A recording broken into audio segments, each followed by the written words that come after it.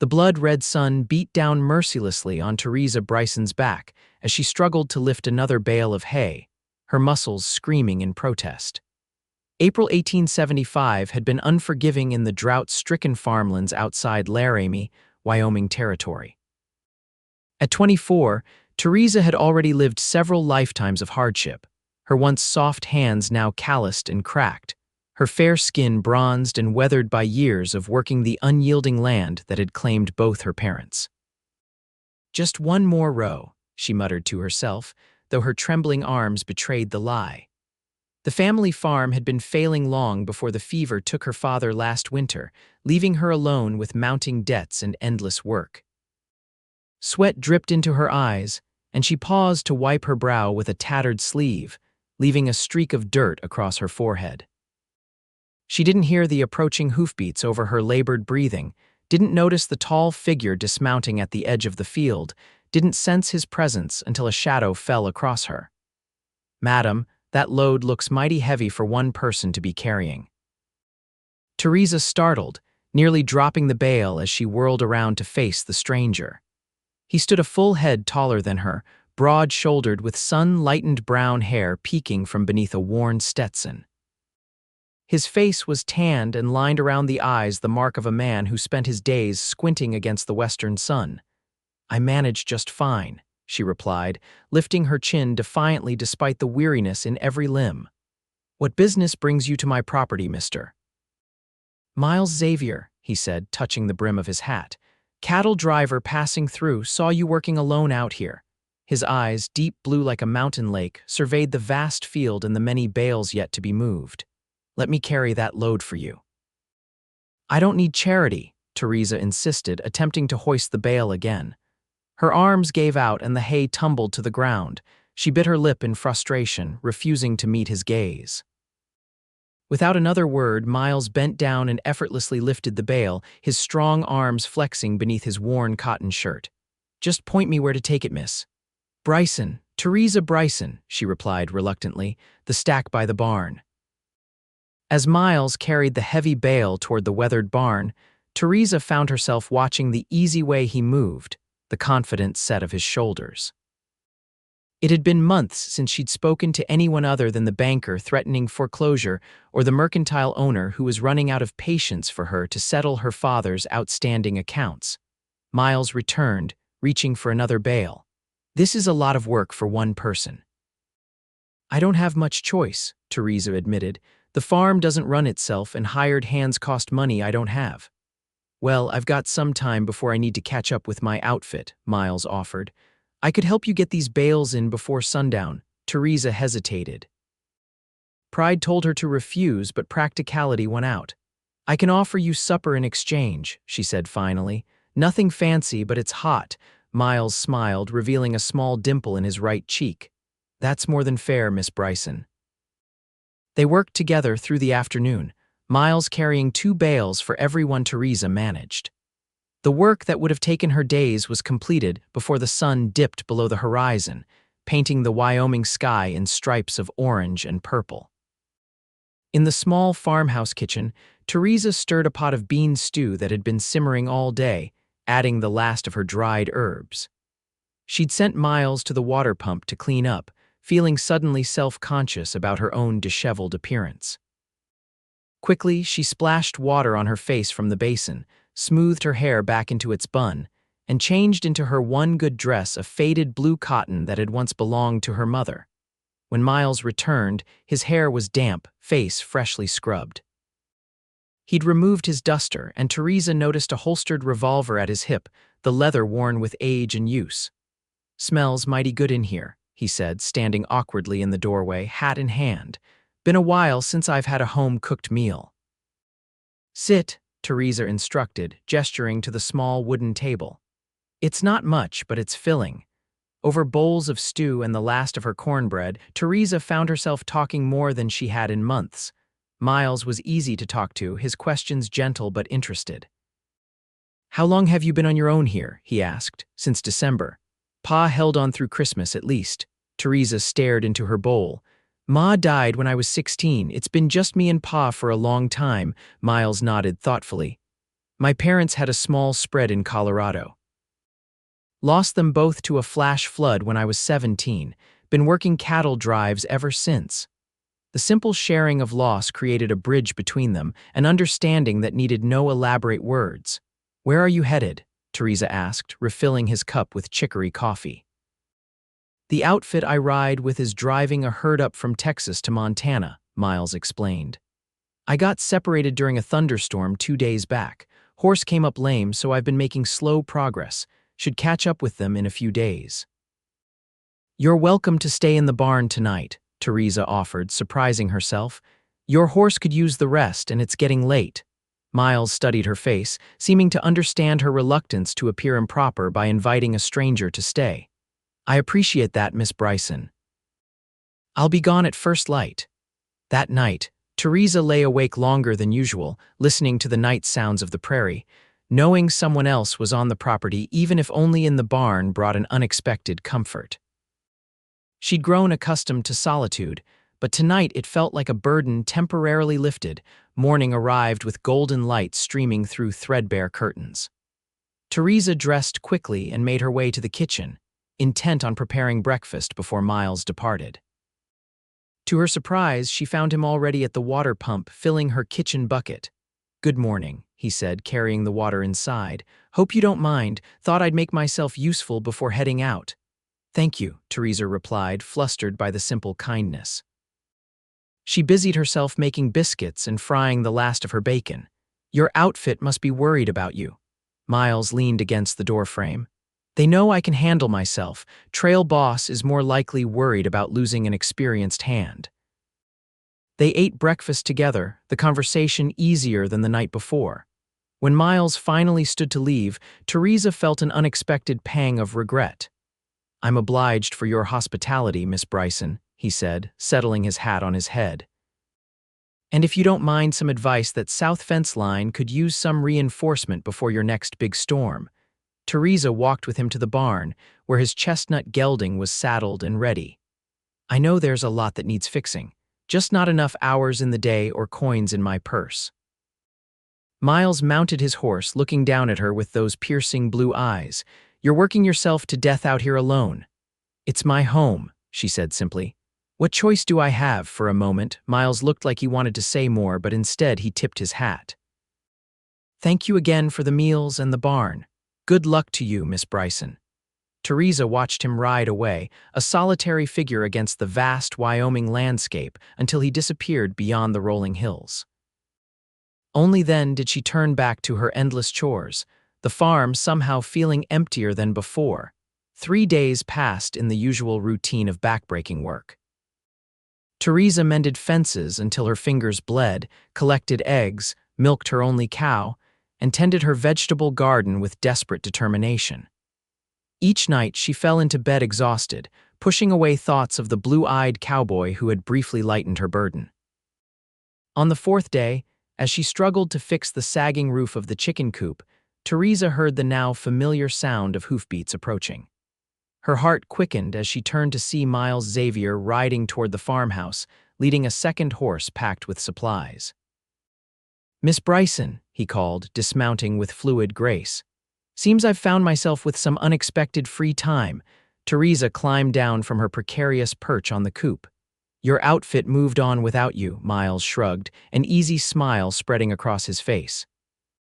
"They needed to keep to their schedule. I told them I'd catch up in Billings." He gestured to the packed horse. "Brought some supplies, thought maybe I could help with those repairs before I head north." Suspicion warred with hope in Theresa's chest. "Why would you do that? You don't know me." "Let's just say I know what it's like to be alone with too much to carry." His eyes held hers steadily.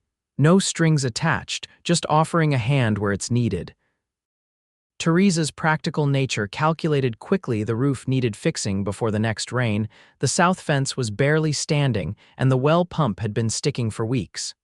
Pride was a luxury she couldn't afford. 2 weeks, she said finally. "I can offer room and board in exchange for help with repairs. Then we're square." Miles nodded, satisfaction evident in his expression. 2 weeks it is." The first week passed in a blur of activity. Miles proved to be as skilled with tools as he was with cattle, methodically addressing the most critical repairs around the farm. Together, they rebuilt the south fence line, fixed the chicken coop roof, and repaired the sticky pump. Theresa found herself watching him when he wasn't looking, the careful precision of his movements, the quiet competence in his hands, the occasional smile that transformed his weathered face. Each evening over supper, they talked more freely, sharing stories of their lives. "How'd you learn all these repair skills?" Theresa asked one night as they sat on the porch, watching fireflies emerge in the gathering dusk. "My pa believed a man should know how to work with his hands," Miles replied, whittling a small piece of wood. "And I've picked up bits and pieces on different ranches. When something breaks on the trail, you either fix it or do without." "You're good at it," Theresa admitted. "That pump hasn't worked this well since Pa got sick." Miles glanced at her, his expression softening. "You've been carrying a heavy load, Theresa." It was the first time he'd used her given name, and something in the way he said it made her chest tighten. "We all have our burdens," she replied quietly. "True," Miles agreed, "but some try to carry theirs all alone when they don't have to." The conversation shifted to lighter topics, but his words lingered in Theresa's mind long after she'd retired to her bedroom. During the second week, they tackled the barn's leaking roof, replaced rotting porch steps, and cleared irrigation channels for her small fields. Working alongside Miles, Theresa found herself laughing more than she had in years, the crushing weight of solitude temporarily lifted from her shoulders. On Wednesday, they rode together to Laramie for supplies, Miles insisting on using some of his own wages to purchase materials for remaining repairs. The shopkeeper, Mr. Hollister, raised his eyebrows at seeing Theresa with a companion, but had the good sense not to comment directly. "Your credit's good again, Miss Bryson," he said instead, glancing at Miles. "With the company you're keeping." Theresa felt her cheeks flush with embarrassment and anger. "My credit should be good based on my character, Mr. Hollister, not on who accompanies me to town." Miles stepped forward, his presence suddenly commanding the small space. "Miss Bryson has been working that farm single-handedly, sir. I'd say that speaks volumes about her character." Mr. Hollister had the decency to look abashed. No offense intended. "Just ain't seen you with a smile on your face in a long time, Miss Bryson." The ride back to the farm was quiet, Theresa's thoughts churning between gratitude for Miles's defense and humiliation that it had been necessary. "People talk," she finally said as they crossed the creek that marked her property line. "A woman alone with a man she barely knows, they'll assume things." Miles guided his horse alongside hers. "Does that bother you?" Theresa considered the question carefully. "It should. But I'm finding I care less about what others think and more about—" She paused, uncertain how to continue. "More about what?" Miles prompted gently. "More about not feeling so alone," she admitted, vulnerability making her voice soft. That evening, as they unloaded supplies, their hands brushed accidentally. Theresa felt a jolt of awareness run through her, followed by an unfamiliar warmth. Miles held her gaze for a heartbeat longer than necessary before continuing his work, a subtle tension now humming between them. 2 days later, disaster struck. Theresa was checking her vegetable garden when she heard a crash from the barn, followed by Miles's shout of pain. She ran toward the sound, heart pounding in her chest. Inside the barn, she found Miles pinned beneath a fallen support beam, his face white with pain. "Miles," she cried, rushing to his side. "What happened?" Beam gave way, he managed through gritted teeth. "Rotted through more than I thought." Working together, they managed to lever the beam off his leg, but it was immediately clear that the injury was serious. His lower leg was bent at an unnatural angle, and blood soaked through his pant leg. "We need to get you to a doctor," Theresa said, already tearing strips from her petticoat to bind the wound. "Laramie's too far," Miles argued, sweat beading on his forehead. "Just help me to the house." With considerable effort, Theresa supported Miles as he hopped on his good leg to the farmhouse. She helped him onto her father's old bed, then rushed to fetch water and clean cloths. "I need to cut away your pant leg," she told him, retrieving her sharpest scissors. Miles nodded, jaw clenched against the pain. As Theresa carefully cut the fabric away, she revealed a jagged wound where bone had pierced skin. Fighting nausea, she cleaned the area as gently as possible. "It's broken badly," she said, meeting his eyes. "I don't know how to set it properly." "Had a broken leg before," Miles replied, his voice strained. "Need to straighten it and splint it tight." What followed was one of the most harrowing experiences of Theresa's life. Following Miles's terse instructions, she braced herself to pull his leg straight while he held onto the bed frame. His scream when the bone realigned tore through her heart, and she had to blink back tears as she hurried to bind the leg between two straight pieces of wood. By the time she finished, Miles had passed out from the pain. Theresa sat beside him, gently wiping his face with a cool cloth, her hands trembling with the aftermath of adrenaline. The practiced self-reliance that had sustained her for years suddenly felt insufficient. For the first time, she allowed herself to acknowledge how deeply she'd come to care for this man who had appeared so unexpectedly in her life. The next few days established a new routine. Miles was confined to bed, feverish and in pain despite Theresa's careful nursing and the willow bark tea she brewed to ease his discomfort. She divided her time between tending to him and completing essential farm chores, often working late into the night to ensure everything was done. On the third evening, Miles's fever finally broke. Theresa found him awake and lucid when she brought his supper, his blue eyes clear for the first time since the accident. "You should have gone for the doctor," he chided gently, watching as she arranged his meal on a tray, "and left you alone." "Not likely." Theresa helped him sit up against the pillows. "Besides, who would do the chores if I spent all day riding to town and back?" Miles caught her hand as she turned to leave. "You've been working yourself to death again." The simple touch of his calloused fingers around hers made Theresa's breath catch. "I'm used to hard work." "That doesn't mean you deserve it," Miles replied, his thumb tracing small circles on her wrist. "Thank you for taking care of me." "You were supposed to be helping me," Theresa reminded him with a small smile, "not making more work." "I've overstayed my 2 weeks," Miles acknowledged. "As soon as I can ride, I'll be out of your hair." Theresa felt an unexpected pang at his words. "There's no rush," she said carefully. "Your leg needs time to heal properly." Their eyes met, something unspoken passing between them. Miles's hand tightened slightly around hers. "Theresa," a sudden clap of thunder interrupted whatever he had been about to say. Theresa jumped, pulling her hand away. "Storm's coming." "I need to check the animals." She hurried outside, heart racing as she secured the chicken coop and made sure the barn doors were tightly fastened. The sky had turned an ominous green-black, wind whipping her skirts around her legs as she ran back to the house just as the first heavy drops began to fall. By midnight, the storm had become a deluge. Rain hammered against the roof and windows, wind howling around the eaves of the old farmhouse.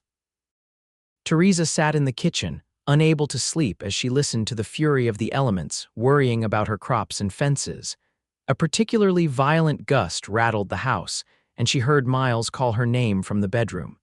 She found him attempting to get out of bed, face tense with pain. "What are you doing?" she demanded, hurrying to his side. "You can't walk on that leg. Roof's leaking," he said, gesturing to the corner where water had begun to drip steadily onto the floor. "Need to check the rest of the house." Theresa pushed him gently back onto the bed. "I'll check." "You stay put." A quick inspection revealed several leaks throughout the house. Theresa placed buckets and pots to catch the water, then returned to Miles's room with extra blankets. "How bad is it?" he asked, watching her face.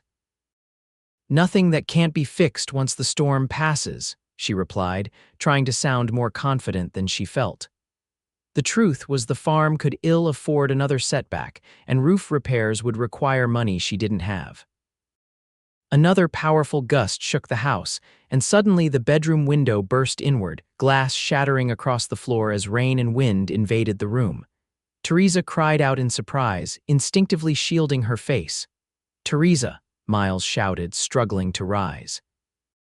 She rushed to the window, fighting against the wind to close the shutters. Rain soaked her nightdress, plastering it to her skin as she finally secured the latches and turned back to the room. Miles had managed to get himself upright, leaning heavily against the bedpost. Their eyes met across the rain-spattered room, and something in his expression made her heart stutter. "You're freezing," he said, his voice rough. "Come here." Theresa hesitated only a moment before crossing to him. Miles wrapped a blanket around her shoulders, his hands lingering longer than necessary. "You're trembling," he observed, drawing her closer. "Just the cold," she whispered, though they both knew it wasn't entirely true. Miles's hand came up to cup her cheek, his thumb brushing away raindrops or perhaps tears. "Theresa," he said softly, "I never planned to stay this long, but I'm finding it harder to imagine leaving." The confession hung between them, honest and unadorned. Theresa closed her eyes briefly, allowing herself to lean into his touch. "I'm finding it harder to imagine you gone," she admitted. Opening her eyes to meet his gaze directly, Miles drew her closer, giving her every opportunity to pull away. Instead, Theresa lifted her face to his, and their lips met in a kiss that began gently but quickly deepened with weeks of unspoken longing.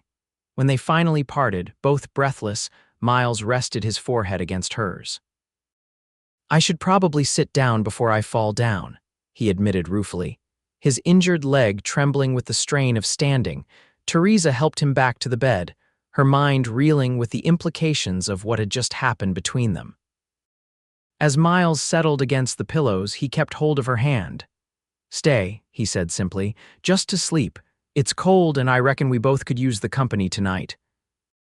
Outside, the storm continued to rage, but within the small bedroom, Theresa made a decision that would alter the course of her life. She slipped under the covers beside Miles, her head coming to rest naturally against his shoulder as his arm encircled her. "Is this proper?" she murmured, even as she nestled closer to his warmth. Miles chuckled softly. "Not in the least, but it feels right, doesn't it?" And it did more right than anything had felt since her father's death. In Miles's arms, the relentless burden of solitude lifted, if only for one stormy night. By morning, the storm had passed, leaving behind a sodden landscape and considerable damage to the farm. The eastern fence was down, the chicken coop roof had partially collapsed again, and the vegetable garden was flooded. Theresa surveyed the destruction with a heavy heart, calculating how many more impossible days of work lay ahead. She was so absorbed in her assessment that she didn't hear Miles approach until he spoke from behind her, leaning heavily on a makeshift crutch he'd fashioned. "We'll fix it," he said simply, his free arm coming around her waist, "one thing at a time." Theresa turned in his embrace. Your leg is broken, Miles, and you have an outfit waiting for you in Montana." "They'll manage without me," he replied, his eyes serious as they held hers. "Unless you're asking me to go." The moment stretched between them, weighted with possibility. Theresa thought of all the practical reasons to send him on his way: the impropriety, the uncertainty, the risk of opening her heart. Then she thought of the endless solitary days before his arrival, and the thought of returning to that existence suddenly seemed unbearable. "I'm not asking you to go," she said finally, "but I can't ask you to stay either. This farm is barely supporting one person, let alone two." Miles's hand came up to brush a strand of hair from her face. "What if I told you I've been saving most of my wages these past years? That I've been looking for a place to put down roots?" Hope fluttered in Theresa's chest, fragile as a newborn bird. "I'd say that sounds too convenient to be true." "Truth is," Miles continued, a smile warming his eyes, "I'd been planning to look at land up in Montana, but plans change when you find someone worth changing for." Theresa searched his face, looking for any sign of insincerity. "You barely know me." "I know you're the strongest woman I've ever met," Miles replied. "I know you work harder than any 3 men I've ridden with. I know you're stubborn and proud and kind." His voice softened. "And I know that every day I spend with you makes me want to spend another." The simple honesty of his words brought tears to Theresa's eyes. "It won't be easy," she warned. "This place demands everything you have and gives little in return." "Then it's fortunate I've got plenty to give," Miles said, bending to kiss her softly, "and I'm not afraid of hard work." Over the following weeks, as Miles's legs slowly healed, they established a partnership that extended beyond romantic feelings. Miles proved to be as good with numbers as he was with repairs, reviewing her father's ledgers and helping Theresa develop a plan to make the farm viable again.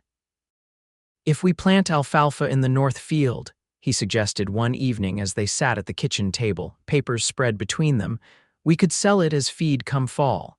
Better profit margin than wheat, given the soil quality. Theresa nodded, adding notes to their growing list. And if the chicken coop expansion works, we could double egg production by winter.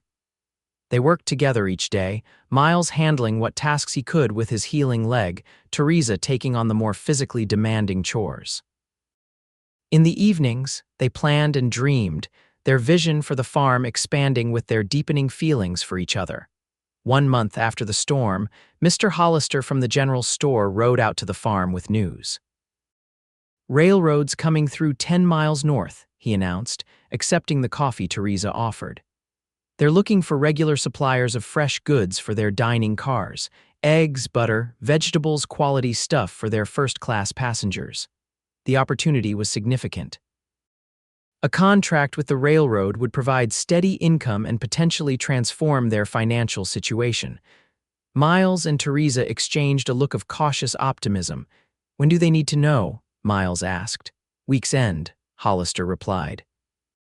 "They're talking with the Petersons too, but between us," he lowered his voice conspiratorially, "their eggs ain't half as good as yours, Miss Bryson." After Hollister departed, Theresa and Miles sat on the porch, contemplating the potential turning point before them. "We need to invest in more chickens," Theresa said, "and improve the dairy setup for butter production." Miles nodded, his hand finding hers. "I've got the savings to cover it. The question is, do you want to partner in this venture, Theresa, in every sense of the word?" She turned to face him fully, recognizing the deeper question beneath his words. "Are you proposing a business arrangement or something more, Mr. Xavier?" A slow smile spread across Miles's face. "Well now, Miss Bryson, I reckon I'm proposing both." He shifted to face her, wincing slightly as he adjusted his splinted leg. "I didn't plan on finding you when I rode onto your farm that day, but I'm mighty glad I did." Theresa's heart quickened as Miles reached into his pocket and withdrew a small silver ring, simple but beautifully crafted. "Bought this in town yesterday," he admitted. "It's not fancy, but neither are we." His eyes held her steadily.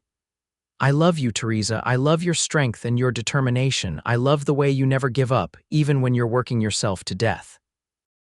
And I'd consider it the greatest honor of my life if you'd let me share your burdens and your joys from this day forward." Tears blurred Theresa's vision as emotions overwhelmed her joy, disbelief, and a profound sense of coming home after being lost for so long. "Yes," she whispered, her voice catching. "Yes, I'll marry you, Miles." They were married 2 weeks later in Laramie's small church, with only the minister, his wife, and a few townsfolk as witnesses. Theresa wore her mother's dress, carefully altered with wildflowers in her hair. Miles stood tall and proud, his leg healing well enough that he needed only a cane for support. The railroad contract came through the following week, providing the financial stability they needed to begin expanding their operation. They named their enterprise Bryson Xavier Farm, honoring both their legacies as they built something new together. That first year brought challenges: a plenty drought in August, an early frost in September, and the constant work of meeting their contractual obligations. But each evening, Theresa returned to a home warmed by more than just the fire in the hearth. The solitude that had once threatened to consume her had been replaced by partnership, by shared burdens and doubled joys. On their first anniversary, Miles presented Theresa with a rocking chair for the porch, handcrafted during stolen moments over the winter. "Thought you might need this soon," he said, a meaningful glance at her midsection where the first subtle signs of their child had begun to show. Theresa placed her hand over her stomach, still amazed by the new life growing within her. "How did you know? I only just became certain myself." "You've been glowing for weeks," Miles replied, drawing her into his arms, "and you've been adding extra milk to your coffee every morning." Theresa laughed, leaning into his embrace. "You notice everything about you?" "Absolutely." Miles kissed her tenderly. "Are you happy, Theresa?" Truly, she considered the question, thinking of the long journey from that sweltering day when a stranger had offered to carry her load. The farm was prospering now, their home filled with love and purpose. The work remained demanding, but it was work they shared, its fruits enjoyed together. "I'm happier than I ever thought possible," she answered honestly. Who would have thought that a broken-down cowboy with a soft heart would change everything? Who would have thought a stubborn, beautiful farmer would let him? Miles countered, his eyes crinkling with the smile that still made her heart skip. Their son was born the following spring, a sturdy boy they named Thomas James Xavier, with his father's blue eyes and his mother's determined chin. Miles proved to be as natural a father as he had been a farmer, carrying the baby in a sling across his chest while he worked, singing old trail songs as lullabies. By the time Thomas was 2, the Bryson Xavier farm had become one of the most successful operations in the county, known for quality produce and reliability. They had added 3 farmhands to help with the expanded fields and livestock, built a new barn, and completely renovated the farmhouse. On a warm summer evening, much like the one when Miles had first ridden onto the property, they sat together on the porch watching Thomas toddle after fireflies in the yard. Theresa leaned against her husband's shoulder, his arm a comfortable weight around her. "Remember when you told me I was working myself to death?" she asked, watching their son's delighted face as he chased the glowing insects. Miles murmured, pressing a kiss to her temple. "You were carrying too heavy a load alone." "I didn't think I had a choice then," Theresa reflected. "I couldn't imagine any other life." Miles's hand found hers, their fingers intertwining with the easy familiarity of deep love. And now, Theresa turned to meet his gaze, seeing in his eyes the same devotion that had been there from those early days. "Now I can't imagine any life without you carrying it with me." As the Wyoming sun dipped below the horizon, painting the land in hues of gold and amber, Miles drew his wife closer and their son ran back to climb into their laps. The once failing farm had transformed into a thriving home, and the woman who had worked herself to death in the fields had found not just help with her burden, but a love that made even the heaviest loads bearable when shared. 5 years after Miles Xavier had ridden onto her farm, Theresa sat at their kitchen table, reviewing the accounts for their now thriving business. Their railroad contract had expanded to include 3 different lines, and they'd added a small apple orchard that promised to yield its first significant harvest that fall. Thomas, now 5, sat beside her carefully practicing his letters while his 2-year-old sister, Elizabeth, napped upstairs. Outside, Miles was directing their farmhands in constructing a new storage shed, his voice carrying occasionally through the open window, confident and steady. Theresa paused in her calculations, allowing herself a moment to savor the fullness of her life. The desperate days of working alone, fighting a losing battle against nature and debt, seemed like another lifetime ago. Yet she knew that, without those struggles, she might never have become the woman she was now, nor would she have recognized the treasure that had arrived in the form of a trail-worn cowboy offering to carry her load. That evening, after the children were asleep and the day's work complete, Theresa and Miles walked hand in hand along the creek that marked the eastern edge of their property.